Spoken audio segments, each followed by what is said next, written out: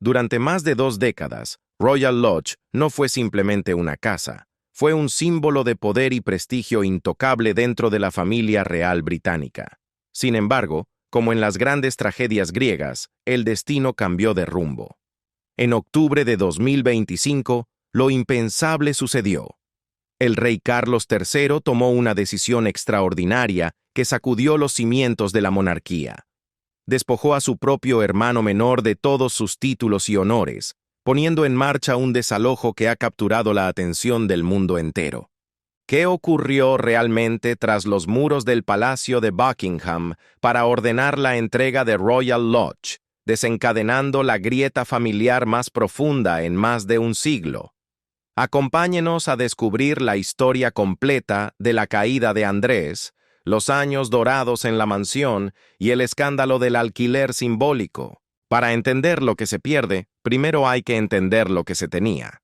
Royal Lodge es una joya arquitectónica georgiana de grado 2, situada en el corazón del Gran Parque de Windsor. Es un lugar con el que la mayoría de los mortales solo podría soñar. 30 habitaciones exquisitamente decoradas, 7 dormitorios principales, un gran salón de dibujo, jardines hundidos llenos de historia, una capilla privada, piscina y hasta 6 cabañas para el servicio y la seguridad. Pero más allá del lujo, la casa tenía alma. Fue el hogar de infancia de la reina Isabel II y la princesa Margarita, y más tarde, el refugio final de la reina madre, hasta su muerte en 2002. Cuando el príncipe Andrés se mudó allí en 2003, parecía tener el futuro asegurado.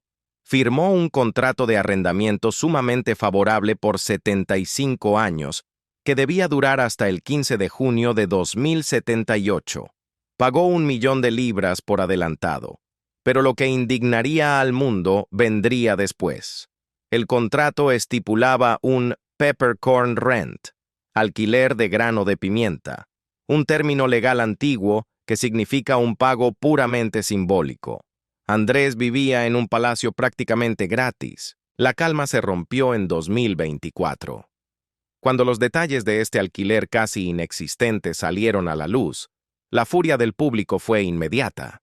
En un momento en que los ciudadanos británicos comunes luchaban día a día contra una crisis brutal del costo de vida, saber que Andrés vivía sin pagar alquiler en una mansión millonaria mientras estaba envuelto en escándalos, fue visto como una ofensa profunda. El rey Carlos, conocido por su deseo de una monarquía más austera y eficiente, se encontró en una encrucijada. Durante meses, intentó dialogar con su hermano, sugiriéndole mudarse a un lugar más modesto, como Frogmore Cottage.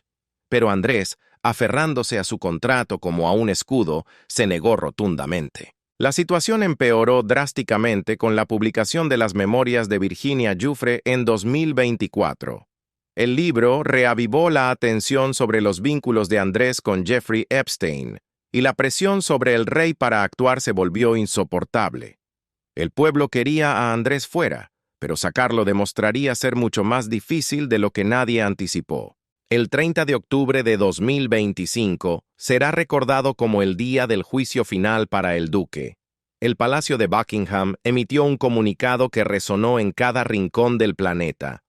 Su Majestad ha iniciado hoy un proceso formal para retirar el estilo, los títulos y los honores del príncipe Andrés.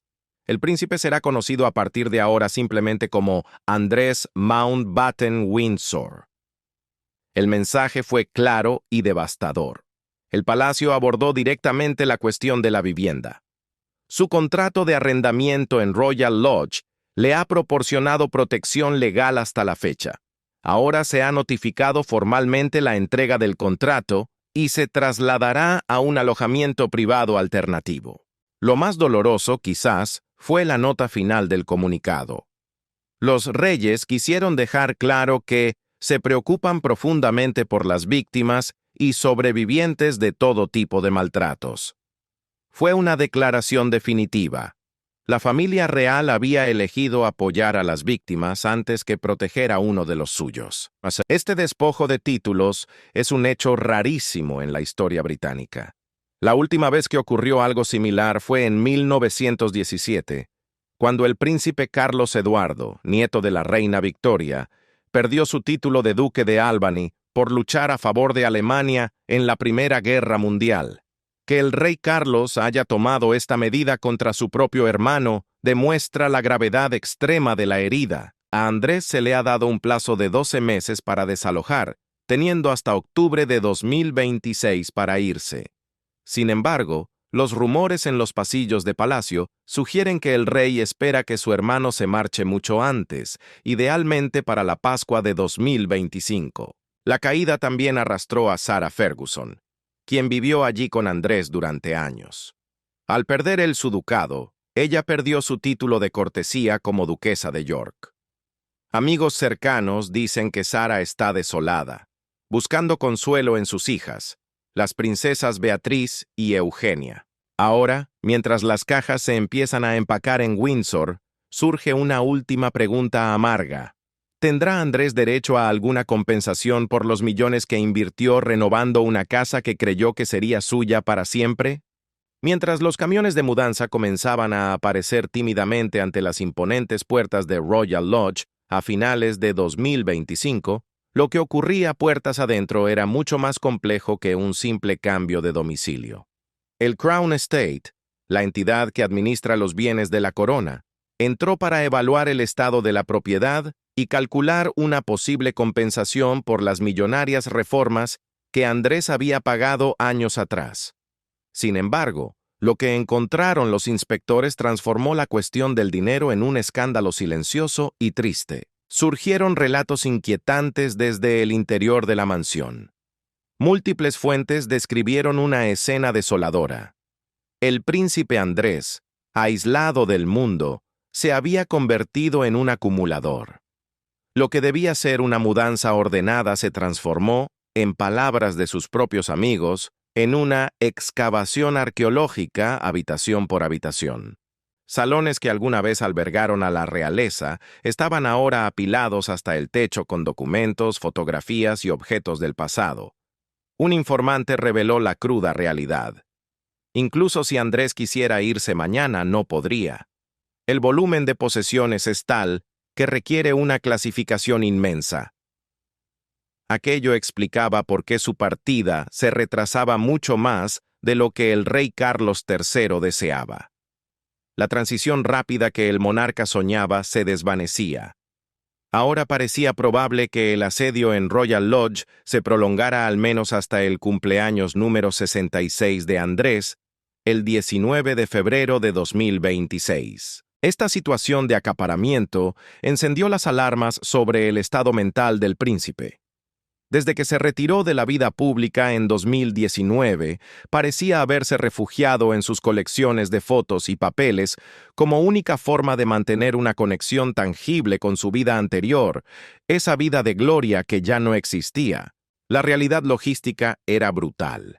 Andrés se mudaba a una casa del tamaño de una caja de zapatos en comparación con la inmensidad de Royal Lodge. La mayoría de sus tesoros acumulados simplemente no cabrían. Se organizó una unidad de almacenamiento para el exceso, pero esto obligó al príncipe a tomar decisiones dolorosas sobre qué guardar y qué tirar, enfrentándose a sus propios fantasmas con cada objeto descartado. Y entonces llegó el golpe financiero. La evaluación del Crown Estate fue lapidaria. A pesar de haber pagado 1 millón de libras por adelantado y haber invertido millones más en renovaciones, es muy probable que Andrés Mountbatten Windsor no reciba ni un centavo de compensación. El veredicto fue que las dilapidaciones, el deterioro y descuido de la propiedad, anulaban cualquier valor añadido. La casa no cumplía con los estándares del contrato, se iba sin honor, sin títulos y ahora sin dinero por su inversión. Si los problemas en Royal Lodge eran graves, la revelación de su nuevo hogar dejó a los observadores reales boquiabiertos. A pesar de las preocupaciones, se confirmó el destino: Marsh Farm. Ubicada en Wolverton, aproximadamente a 3 kilómetros al oeste de Sandringham House, Marsh Farm no era una residencia real. Era una pequeña granja de trabajo que había estado vacía y abandonada durante años, tras la muerte de su anterior inquilino. Descrita como destartalada y en ruinas, la propiedad requería renovaciones extensas solo para ser habitable. El contraste era humillante. De 30 habitaciones de lujo con piscina y capilla, a una modesta granja que necesitaba arreglos urgentes. Fuentes cercanas aseguran que Andrés luchó contra esta decisión. Él deseaba Wood Farm, la antigua casa de retiro de su padre, el príncipe Felipe. Era más grande, más cómoda, y estaba más cerca del núcleo familiar en Sandringham. Pero el rey Carlos fue implacable. Wood Farm se consideró inapropiada precisamente por su cercanía. Poner a Andrés allí lo habría mantenido demasiado cerca de la familia en fechas clave como la Navidad. La elección de Marsh Farm, a kilómetros de distancia, fue interpretada como un acto deliberado de aislamiento. El mensaje era claro. Le daban un techo, pero lo apartaban del corazón de la familia. Para enero de 2026, la realidad del nuevo estatus de Andrés se hizo visible. Equipos de construcción descendieron sobre la vieja granja. Los reportes describían a media docena de obreros trabajando bajo la lluvia gris del invierno inglés, instalando nuevas medidas de seguridad. La vieja alambrada de púas fue reemplazada por una cerca de casi 2 metros de altura, mientras empresas de seguridad instalaban cámaras de circuito cerrado, CCTV, en cada rincón. Las humillaciones continuaban en los detalles prácticos. La propiedad carecía de garajes adecuados para la colección de coches de Andrés, un detalle que, según dicen, enfureció al exduque. Además, la casa era tan pequeña que no había espacio para personal interno. El rey Carlos planeó una solución austera. Un limpiador, un jardinero y un cocinero vendrían desde Sandringham solo cuando fuera necesario, de forma ad hoc. Ya no habría sirvientes esperando sus órdenes las 24 horas. El comentarista real, Richard Fitzwilliams, sugirió que esto era parte del plan. Mantener a Andrés en la órbita de Sandringham era una forma de controlarlo, de tenerlo vigilado pero lejos. Sin embargo, mientras Andrés se preocupaba por el tamaño de las habitaciones y la falta de garaje, una amenaza mucho más oscura y elemental se cernía sobre Marsh Farm. En enero de 2026, surgieron informes sobre advertencias ambientales que enviaron ondas de choque a través de los círculos reales. Su nuevo refugio podría ser una trampa mortal de agua. Si el tamaño diminuto de Marsh Farm y su estado ruinoso fueran los únicos problemas, quizás el príncipe Andrés podría haberse resignado a su suerte con cierta dignidad estoica. Pero la realidad resultó ser mucho más peligrosa. Los informes ambientales revelaron un secreto a voces en la zona. La granja no solo es modesta, sino que está situada en una llanura aluvial activa. Andrés no solo se mudaba a una casa más pequeña, se mudaba al territorio del agua. Una evaluación de riesgo de inundaciones de 2024 para Wolferton Barnes, situado a escasos metros de Marsh Farm, pintó un panorama sombrío. El documento oficial advertía que la Agencia de Medio Ambiente opera allí un sistema de bombeo crítico para proteger la vida. Fue un reconocimiento oficial escalofriante. La inundación no era una posibilidad remota, sino un enemigo constante a las puertas. La seguridad de Marsh Farm pende de un hilo mecánico. El informe detallaba que el fallo de la estación de bombeo de Wolverton, ya sea por una avería mecánica a largo plazo o un simple corte de energía, dejaría a la propiedad indefensa ante el avance de las aguas. En caso de fallo, la única esperanza sería una acción de emergencia con bombas temporales y personal de rescate. Imagina la situación: un hombre de 66 años, aislado y despojado de su estatus, viviendo con la ansiedad constante de que una tormenta fuerte o un apagón puedan convertir su hogar en una isla anegada. Se aconsejó a los residentes registrarse para recibir alertas de inundación, una rutina doméstica que dista mucho de la seguridad blindada de Windsor. Como si fuera un presagio siniestro, la naturaleza decidió demostrar su fuerza justo cuando estas noticias salían a la luz. La tormenta Chandra golpeó Gran Bretaña con vientos huracanados y lluvias torrenciales. La tormenta fue tan severa que el propio rey Carlos ordenó cerrar el área de juegos infantiles en la finca de Sandringham debido a las condiciones inseguras. Mientras el monarca tomaba precauciones en su palacio, los observadores reales notaron con alarma que Andrés enfrentaba esas mismas condiciones en una granja vulnerable y mal aislada. Chandra fue una demostración en tiempo real. El clima no respeta linajes, y en Marsh Farm, el exduque estaba a la intemperie. Este riesgo de inundación desató preguntas incómodas sobre las intenciones del rey. ¿Se habían evaluado adecuadamente los riesgos ambientales? ¿Sabía Carlos III que estaba enviando a su hermano a una zona inundable? Y si lo sabía, ¿por qué elegir esa propiedad habiendo otras disponibles en la vasta finca de Sandringham? Algunos comentaristas reales, con una visión más cínica, sugirieron que la elección de Marsh Farm no fue un error, sino una estrategia deliberada. La teoría es maquiavélica. Hacer la vida de Andrés tan incómoda, tan insegura y tan miserable que, eventualmente, decida por voluntad propia abandonar el Reino Unido para siempre. Un exilio autoimpuesto impulsado por el barro y el agua, pero el peligro no venía solo de la tierra y el agua, también venía del cielo. A medida que se acercaba la fecha de la mudanza, expertos en seguridad dieron la voz de alarma. Marsh Farm era un blanco fácil. En una medida extraordinaria, las autoridades decidieron extender la zona de exclusión aérea de Sandringham para cubrir también la nueva casa de Andrés. Se creó un escudo invisible legal el 16 de septiembre de 2025, semanas antes de que se anunciara el despojo de sus títulos, lo que sugiere que este plan se había gestado en secreto mucho antes de hacerse público. El miedo a los drones no era paranoico. En marzo de 2025, durante una visita del presidente ucraniano Volodymyr Zelensky al rey Carlos, se avistaron drones sobrevolando Sandringham, demostrando la vulnerabilidad de la zona. El secretario de Estado tuvo que intervenir, declarando que era necesario en interés público restringir el vuelo sobre Marsh Farm. A pesar de estas nuevas leyes y de las cámaras de CCTV instaladas a toda prisa, los expertos siguen siendo escépticos. Marsh Farm está aislada, a 3 kilómetros de la casa principal. En Royal Lodge, la seguridad era una fortaleza impenetrable dentro de un parque protegido. Aquí, Andrés está en medio del campo, y una respuesta rápida ante un intruso es mucho más difícil de garantizar. Además, se filtró que Carlos pagará por esta seguridad de su propio bolsillo, un gasto continuo y sangrante que muchos cuestionan si vale la pena.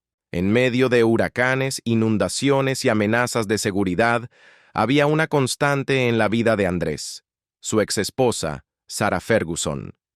Durante años, Sarah había sido su roca, viviendo con él en Royal Lodge desde 2008 en una convivencia que describían como una amistad profunda y que muchos veían como un matrimonio sin papeles.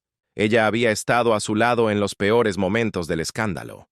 Pero Marsh Farm iba a cambiarlo todo. La realidad física de la nueva casa, diminuta, peligrosa y aislada, impuso una verdad dolorosa. Ya no cabían los dos.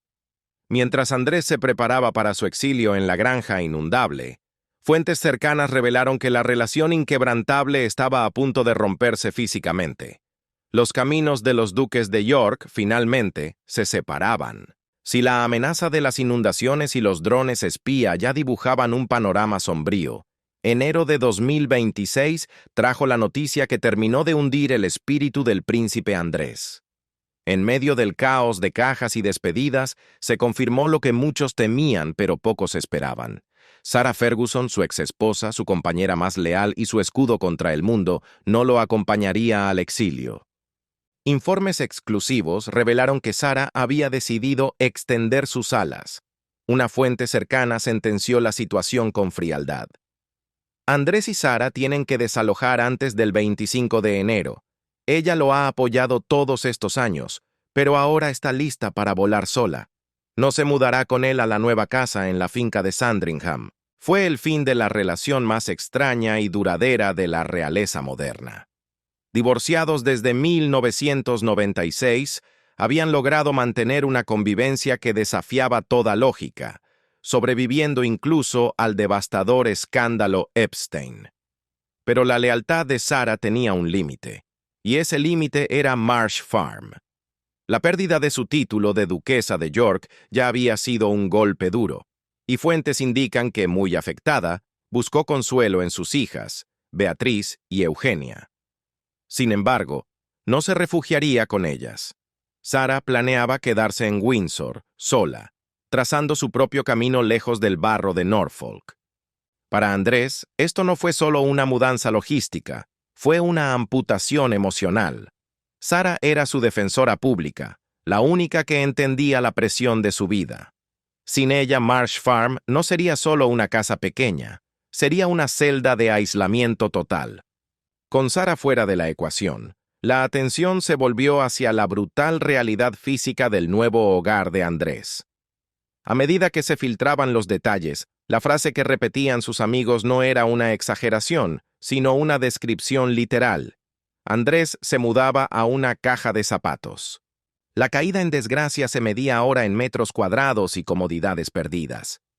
En Royal Lodge, el príncipe disfrutaba de una vida de monarca. Piscina privada, un aviario, jardines hundidos de ensueño y la capilla real de Todos los Santos a unos pasos para orar en privado. En Marsh Farm, todo eso se ha desvanecido. La pérdida de la capilla es quizás la más simbólica. Ya no podrá asistir a servicios religiosos en la privacidad de su hogar. Tendrá que viajar, exponiéndose a las cámaras y al juicio público cada vez que quiera buscar paz espiritual. El cambio de estilo de vida es drástico. Royal Lodge contaba con 6 cabañas para el personal y los invitados, además de alojamiento para la policía y los jardineros. Marsh Farm apenas tiene espacio para el propio Andrés. Para un hombre que creció en el Palacio de Buckingham, donde cada necesidad era atendida al instante por un ejército de sirvientes, el choque psicológico es incalculable. Ya no tendrá su propio equipo. Ahora dependerá de la caridad de su hermano. Un limpiador o un cocinero vendrán desde Sandringham solo cuando el rey lo autorice, bajo un horario estricto.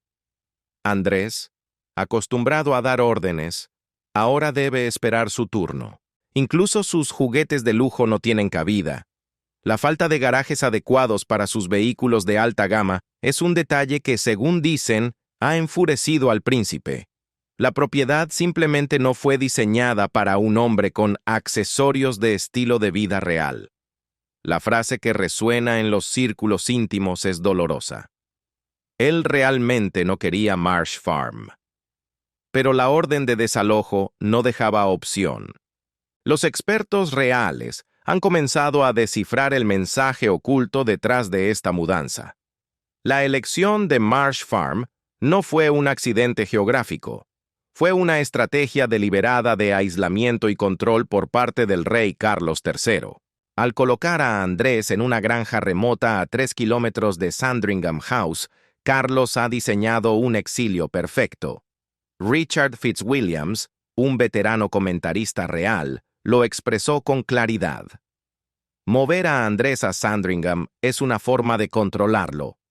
El rey quiere a su hermano desgraciado lo suficientemente cerca para vigilarlo, pero lo suficientemente lejos para que no incomode en las cenas familiares ni aparezca en las fotos de Navidad. La prueba definitiva de esta frialdad estratégica fue el rechazo a la petición de Andrés de vivir en Wood Farm, la antigua casa de retiro del príncipe Felipe. Wood Farm era más cómoda y digna, pero tenía un defecto fatal a los ojos del rey. Estaba demasiado cerca de la casa principal. Carlos III ha enviado un mensaje que retumbará en la historia de la monarquía. Los títulos conllevan responsabilidades, y quien falla, pierde no solo el honor, sino también el derecho a vivir como un príncipe. Andrés está ahora solo, en una casa vulnerable a las inundaciones, sin su esposa, sin sus sirvientes y bajo la vigilancia distante de un hermano que ya no lo trata como familia, sino como un problema que hay que gestionar. La negativa del rey a ceder Wood Farm a su hermano no fue un capricho inmobiliario, fue una declaración política. La razón oficial, que la casa estaba demasiado cerca del resto de la familia real, reveló el verdadero pensamiento de Carlos III. Se podía dar techo a Andrés en la finca de Sandringham, sí, pero con una condición innegociable. Debía existir una zona de seguridad. La distancia de 2 millas, unos 3 kilómetros, entre la casa principal y Marsh Farm, se estableció como el cordón sanitario mínimo aceptable. El objetivo era evitar cualquier encuentro accidental. El rey quería asegurarse de que, al salir a pasear, no se cruzaría con el fantasma de los escándalos pasados. Pero la estrategia de aislamiento iba más allá de la geografía. En Windsor, Andrés había construido una vida durante 20 años. Tenía rutinas, conocidos y un entorno protector. En la rural Norfolk, a sus 66 años, es un extraño. No tiene amigos, no tiene círculo social. Su traslado implica una muerte social, arrancándolo también de la cercanía de sus hijas, Beatriz y Eugenia, quienes tienen sus vidas en Londres y los Cotswolds. La soledad en Marsh Farm no será solo física, será absoluta. Ante este panorama de aislamiento forzado, amigos cercanos al príncipe han comenzado a susurrar sobre una salida drástica. Andrés es consciente de que lo están empujando al abismo y, según fuentes íntimas, podría optar por abandonar el Reino Unido para siempre. La opción Medio Oriente se discute ahora con seriedad entre los expertos reales. Andrés ha mantenido durante décadas contactos comerciales y amistades en lugares como Dubái y los Emiratos Árabes Unidos. Allí, lejos del escrutinio implacable de la prensa británica y del desprecio de su hermano, podría encontrar una vida donde su escándalo no lo persiga a cada paso. La pregunta flota en el aire. ¿Es Marsh Farm una prisión o una sala de espera? Algunos sugieren que la incomodidad deliberada de la granja, con sus inundaciones y su aislamiento, es parte de una estrategia mayor para que Andrés se autodeporte. Una vida de lujo discreto en el Golfo podría ser más tentadora que un invierno lluvioso y solitario en una granja inglesa. Justo cuando parecía que el destino estaba sellado, surgió a mediados de enero de 2026 una revelación que sacudió los cimientos de esta historia. Informes impactantes sugirieron que Marsh Farm podría no ser la residencia permanente de Andrés, sino simplemente un alojamiento interino. Esta etiqueta de temporalidad abre interrogantes profundos sobre las verdaderas intenciones del rey Carlos. ¿Por qué gastar una fortuna en cercas de seguridad, cámaras CCTV y renovaciones para una estancia breve? Hay dos lecturas inquietantes. La primera es que el rey aún no ha decidido qué hacer con su hermano a largo plazo, manteniéndolo en un limbo constante. La segunda es más maquiavélica. Llamar a la casa temporal podría ser una medida para salvar la cara, permitiendo a Andrés aceptar la mudanza sin admitir la derrota total, bajo la falsa esperanza de que algo mejor vendrá después. Se espera que Andrés complete su traslado antes de la Pascua, e incluso se le presiona para que salga de Windsor antes de su cumpleaños número 66, el 19 de febrero. El mensaje es de urgencia. El rey no quiere a su hermano en Windsor ni un día más de lo necesario. Al final, la verdadera tragedia de Andrés no es la pérdida de la piscina, ni el riesgo de inundación, ni siquiera la falta de garaje para sus coches de lujo.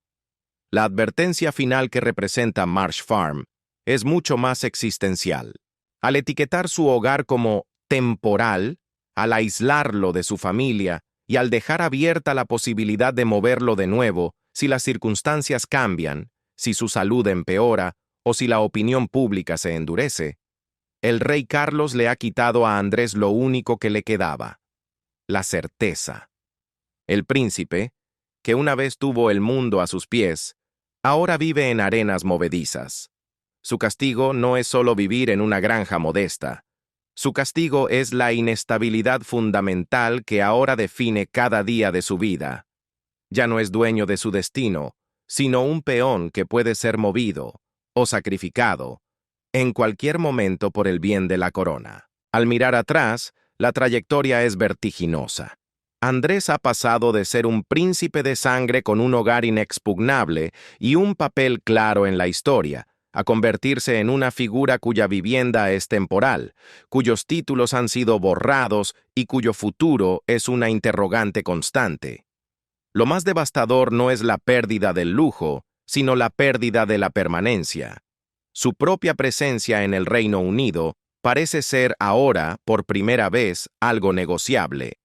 Marsh Farm se erige así no solo como una casa más pequeña en la campiña inglesa, sino como un monumento a la decadencia. Es el símbolo físico de un estatus fundamentalmente disminuido y precario. Una advertencia viviente de que, en la nueva monarquía de Carlos III, la seguridad de ayer puede desaparecer mañana con la firma de un documento. Andrés vive ahora bajo la amenaza perpetua de que su mundo pueda cambiar de nuevo en cualquier momento. Con el polvo asentándose sobre la mudanza más polémica de la década, nos queda la pregunta más incómoda de todas, esa que divide a la opinión pública tanto como a la familia real. ¿Es la frialdad con la que un hermano ha desterrado al otro, negándole incluso el consuelo de la capilla familiar? ¿O es, quizás, la sensación de justicia tardía al ver que los privilegios no protegen contra las consecuencias de los propios actos? ¿Crees que el rey Carlos III está manejando la situación con la firmeza necesaria para salvar la corona? ¿O piensas que debería haber mostrado más compasión y haber buscado arreglos diferentes para su hermano caído en desgracia? La línea entre la protección de la institución y la lealtad familiar nunca ha sido tan delgada. Esta historia de poder, pérdida y exilio sigue escribiéndose día a día. Queremos conocer tu perspectiva sobre este drama histórico. Comparte tus reflexiones en la sección de comentarios. El debate está abierto. Si esta cobertura profunda sobre los secretos de Windsor te ha parecido valiosa, no olvides darle me gusta, compartir esta crónica para que otros conozcan la verdad completa y suscribirte para no perderte el próximo capítulo de la historia real. Y ahora, te invitamos a hacer clic en el siguiente video que aparece en tu pantalla. Te aseguramos que la historia que viene es igual de fascinante, igual de fascinante, igual de fascinante.